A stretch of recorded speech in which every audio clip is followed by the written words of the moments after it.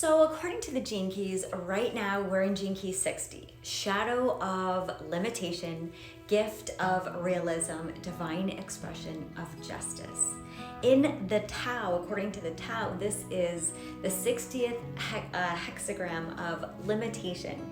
And some of the keywords is self-discipline, practice, self-respect, introspection, ritual, cultivate patience, build up energy, and maturity. And I wanted to read from the Tao Oracle by Ma Deva Padma a little bit more about this frequency. So here we go. Nature imposes limits on all things, causing energy to build up from within. In fact, without limitations, it's impossible to maximize our potential. When we understand, accept, and apply limitations, it can be a very effective tool in bringing about a transformation. Water unchecked has a tendency to spread and lose itself into the ground. When it's restrained by a dam, it becomes a tremendous source of energy. For humans, limitations can often be experienced as frustrating, but without the limits imposed on us by life, by our teachers, or by certain disciplines and practices, we would never grow. Limitations can be immensely productive and strengthening if you can work with them rather than fight against them. A harness can feel like a restraint or a support. That depends on you. It'll be helpful at this time to remember that practice makes perfect. And even if we accept that attaining perfection is an impossibility, most of us will strive towards it.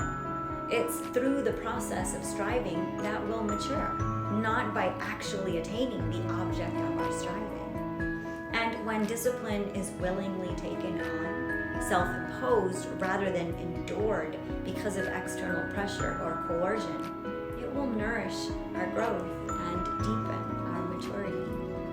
It's also useful to remember that becoming really good at anything requires practice and repeated effort. Developing a finely honed technique or a finely tuned awareness and sensitivity can take many years of discipline. Once the technique is mastered, it must in turn eventually be transcended if the growth and change is to continue. Gathering knowledge and building expertise are, at one stage, goals. At another stage, the same knowledge and expertise become limitations. And along the way, a good deal of knowledge will be forgotten. But what remains will be well and truly your own. There are meditation practices that require simply sitting, relaxed, and observing the breath for hours on a daily basis. It sounds so mindless, a no-brainer, which is precisely the goal such techniques are intended to achieve. However, attaining a state of serenity and equipoise in spite of a mosquito on the nose, or in the mind for that matter, can take years, even lifetimes, of discipline. And once it is attained, then what? There must begin a new set of challenges for growth to continue, and these challenges are often those that bring the meditator back from the extraordinary refinement of retreat into the ordinary world of daily life. Just as testing your own serenity in the chaos of the marketplace exposes the depth of your self-discipline, so does the manner in which you respond to the limitations that arise in the natural cycles of the Tao.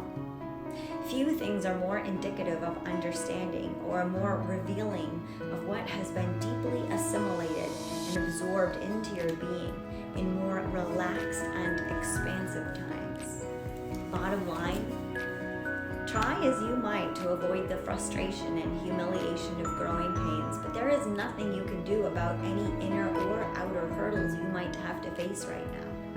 It is in the nature of things that all of us must continually be faced with opportunities to grow beyond the comfort and safety of the known. And even though it's nearly always untimely in our personal calendar of preferences, it is precisely this personal calendar that needs to be updated and refreshed from time to time. Line 2. Even in times of limitation, there are always opportunities to step lightly over a crack on the sidewalk and carry on walking. don't miss the moment by perceiving the crack as a treacherous abyss and holding yourself back. That would be a misunderstanding of the nature of the times, which is to accept the constraints that are given to you, not to create unnecessary ones out of fear. Line 3.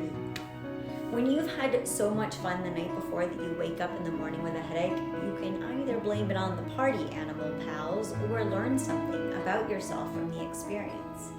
If you make the right choice in dealing with any hangover you might be feeling now, you will decrease your chances of repeating the same headache twice. Line 4. The natural limitations that promote growth can only benefit you if you incorporate them into your everyday life. Take note of any nagging complaints that might be whispering in your ear. Acknowledge them and move on. And carry on. Don't try to push them away. That'll only make them nag more. This is the time to turn a deaf ear. Line 5. Be gentle and forgiving of your own transgressions, and if you are in a position where you must impose discipline on others, by far the most effective way to do it is to demonstrate its benefits by personal example. Line 6, top line. Don't forget that even limitations must be limited. You might have noticed that people who torture their bodies in the name of spiritual self-discipline end up looking not very spiritual at all, but just emaciated and in pain. Or that people who have chosen a diet that forbids them to eat anything they enjoy end up constantly preoccupied with food. There's a fine line between setting limits and imposing deprivation. Don't fall into the trap of mistaking one for the other.